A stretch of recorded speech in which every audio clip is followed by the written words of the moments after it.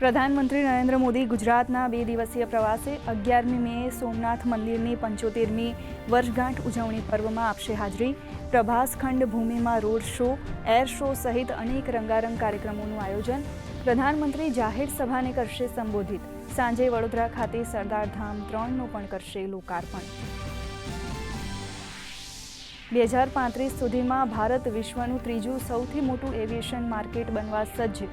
ગાંધીનગર ખાતે સમિટમાં નાગરિક ઉડ્ડયન મંત્રીએ કહ્યું, ભારતમાં કોમર્શિયલ ફ્લાઇટના વધતા ગ્રાફ વચ્ચે ગિફ્ટ સિટી નિભાવશે વિશેષ ભૂમિકા।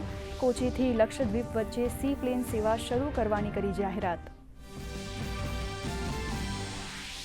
પશ્ચિમ બંગાળના રાજકીય ઇતિહાસમાં નવો અધ્યાય। આવતીકાલે કોલકાતાના બ્રિગેડ પરેડ ગ્રાઉન્ડમાં શુભેન્દુ અધિકારી લેશે મુખ્યમંત્રી પદના શપથ।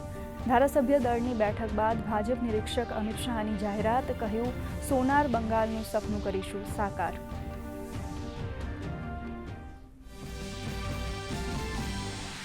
તમિલનાડુમાં નવી સરકાર રચવા માટે ટીવીકે બહુમત મેળવવાની દોડધામમાં વ્યસ્ત। કોંગ્રેસ બાદ 2 ધારાસભ્ય ધરાવતી સીપીઆઈ અને સીપીઆઈએમે પણ જાહેર કર્યું સમર્થન। ચેન્નઈમાં ટીવીકે કાર્યાલયની બહાર આતશબાજી અને ઉજવણીનો માહોલ।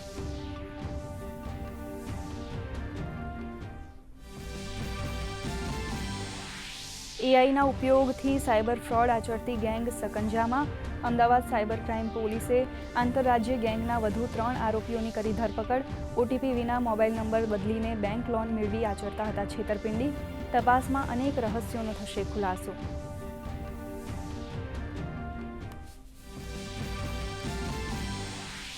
મસાલામાં ભેળસેળ સામે સુરત મનપાની લાલ આંખ। 4 ટીમોએ 100થી વધુ સ્થળોએ પાડ્યા દરોડા। મસાલાનો જથ્થો અને સંગ્રહ કરવાની પદ્ધતિ અંગે તપાસ કરી 20 સેમ્પલ્સ કર્યા એકત્ર। નાગરિકોના આરોગ્ય સાથે ચેડા કરનાર શખ્સો વિરુદ્ધ કડક કાર્યવાહીની આપી ચીમકી।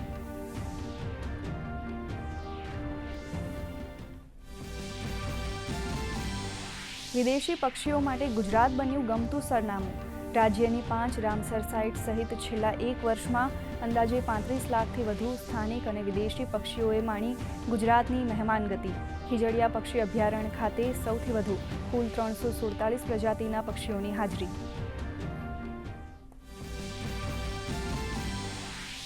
રાજ્યમાં ભીષણ ગરમીનો પ્રકોપ। 7 શહેરોમાં મહત્તમ તાપમાન 41 ડિગ્રીએ પહોંચ્યું। 43.2 ડિગ્રી મહત્તમ તાપમાન સાથે અમદાવાદ સૌથી ગરમ શહેર।